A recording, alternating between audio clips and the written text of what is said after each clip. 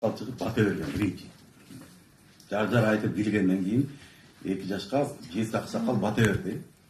Бата бергенден кийин мен деген ошондо Элмирбекти, Раматылык, Эманалиевди, Азамат Болгонбаевди, Шекербек Адылды чакырып үчөөнү төктүргөм. Кыргызча неме кылам депчи. Анан кийин мен деген жана музыканы таптакыр эле акырындатып эл сүйлөшүп отура турган кылам деген да. Тамадан болбой. Анан кийин тиги аракты да токтотком да, арагы жок өткөн.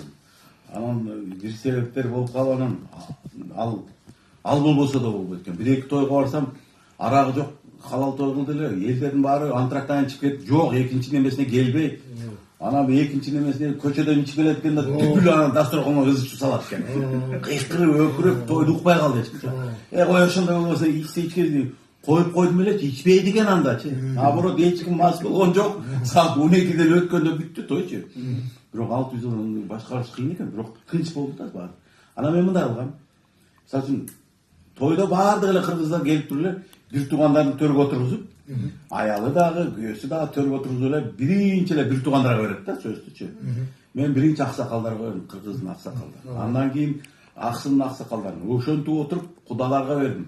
Мен туугандарым апамды кошуп алып келип туруп эң акырында отургузуп койдум. Тойдун кире бериш жерине босоого. Биз коноктобуз атабыз. Силер босоого туугандарым баары капа болуп, элдин баары биринчи сүйлөйт, эмне биз сүйлөбөйбүз сен тойдо. Сүйлөбөйсүңөр, эң акырында сүйлөйсүңөр. Ошондон эң акырында анан той бүттү дегенде анан туугандардын баарын алып чыгып туруп 2 жаш чакыргандачы. Ошондо элдер билди да, 2 жаш келип туруп, мен биздин үй бүлөгө кирип кетип атпайбы, келинчи. Биздин бүлө болуп. Анан той бүттү ошо. Биз акыркы эмени айтып.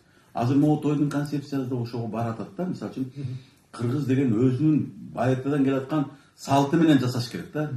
Но азыркы биздин тойлор көп эле чет жактагылар кирип кеткен. Атасы келип туруп кызын жетелеп алып күйөөгө апарып берет колуначы. Кыргызда андай болгон эмес. Кыргыз Кайсы ата эле барып кызын апарып берсин. атасы менен вальс бийлеп атпайбы? Вальс бийлеп коштошуп. Ай, кызды деген жеңелери неме кылат, коштойт. Жеңелери коштоп берет күйөөсүнө. Ушундай салттар бар да, ушулардын баарын унутпай, жакшынакай кылып коюш керек да. Мисалы үчүн ар бир нерсенин өзүнүн мына салт менен каада салтты ордуна койбосок, ашыкча болуп кетет да. Кээ бирде анан жана музыкалар, анан жана жозунсу оюндар, ушулардын баары туура эмес да. Шылдыңдаган тамадалар, шылдыңы. Мисалы үчүн алып чыгып бирөөлөр шылдыңдатып, анан жаш балдарды тиги атаң апаң урабы, апаңы сөгөбү деген сөздөрдү жаш балдардан сурап атат. Жаш бала оюндагын айта берет да. Ал деген бир үй бүлөнү шылдыңдабы деген болот. Андай нерселер таптакыр андайларга уруксат бербеш керек да. Анан баягы ар бир тамада тойдун ээсинин кадыр баркын көтөрүш керек. Маселен, кыргыз дегенчи, могу тойдо эмнеге тойдо неме болгон? Тойдо ким той берсе, ошол адамды мактаган. Ошону жакшы жактарын айткан. Анан ошол айылдын жакшы жактарын айткан. Биздин жерибиз мындай жер. Мондай деп жерди мактап, элди мактап, салтты мактап, ырдап, чордоп, ошо менен баягы тойдун ээсинин көңүлүн көтөргөн. Анан биздин дегеле кыргызда деген кошумча деген болгон эмес. Азыр тойлордун баары кошумча менен өтүп атат. Кошумчаны токтотсоң ресторан баары жабылат бизде. Кошумча үчүн келип атат баары элечи. Кошумча үчүн тойду өткөрүп атат.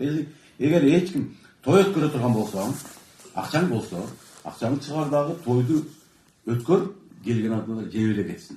Сага калыбын айт. Бата той болот. Мына бата той. Алар келип батасын берет.